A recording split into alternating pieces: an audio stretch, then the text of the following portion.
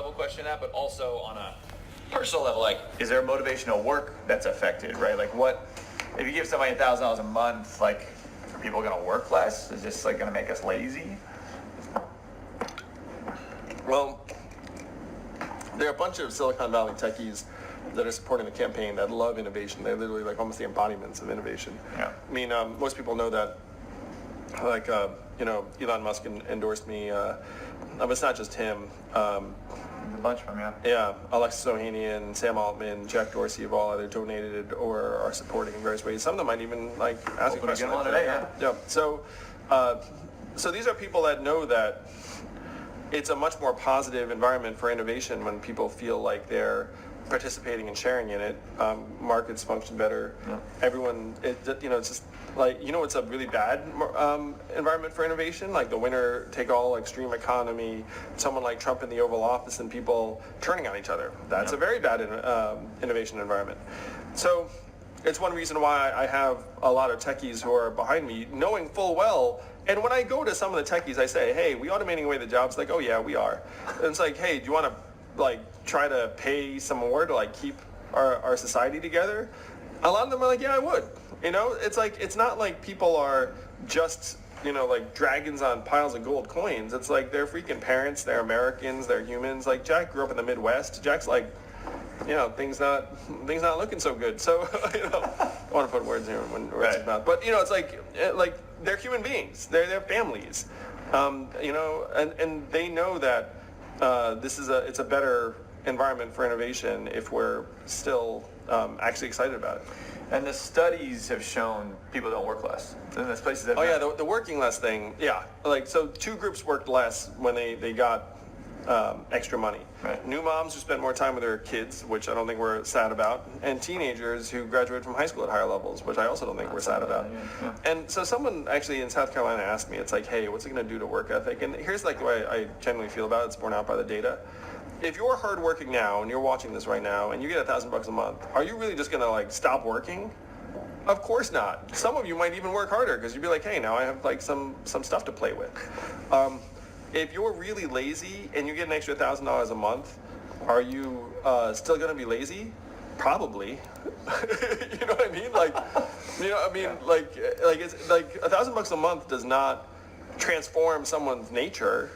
Like, but there are a lot of edge cases where right now people are not working or not trying because they think it's useless. And if you had a foundation, then you might be like, maybe I'll actually give something a shot, at least at the edge sometimes. Like, I don't have any illusions. It's like if you're really lazy right now, post-freedom dividend, you'll probably be really lazy the next day too. Like, $1,000 a month is not, is not going to transform most people's nature. Right. But I the data bears this out too. You see a lot of people that are on the edge actually working harder.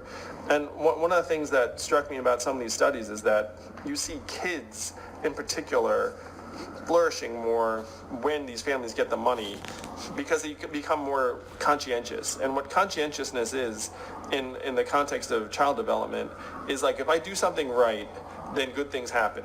Yeah. And one of the problems in like a super stressed out, financially strapped household is that you could do something right and then it does not matter. And then you're like, well, it does not matter if I did something right. So I don't need to be conscientious. Like the money actually puts enough of a structure in place where like good things will actually result in like some sort of positive feedback loop, which ends up being incredibly positive for kids' development in particular. So there are so many ways that it would be helpful. It's going to decrease our right now epically high stress levels, make people more rational, conscientious, right. Future-oriented, optimistic, more trusting, actually. Like, these are all universally well-documented impacts of getting this cash where, and you all can instinctively imagine, like, if you're getting $1,000 a month, like, you'd be like, oh, I mean, the first month you'd be like, yeah, and you'd probably do something like, a little bit. But, yeah. But then, like, over time, it would just get the boot off your throat. And then in real life, it's like when you're kid is screaming or whatnot, like you have extra reserves to be like, okay, I'm going to be a good role model and be like, I'm not going to scream back at you. I want to be like, well, why are you upset? Like, what's going on? Or like, you have like a tough day.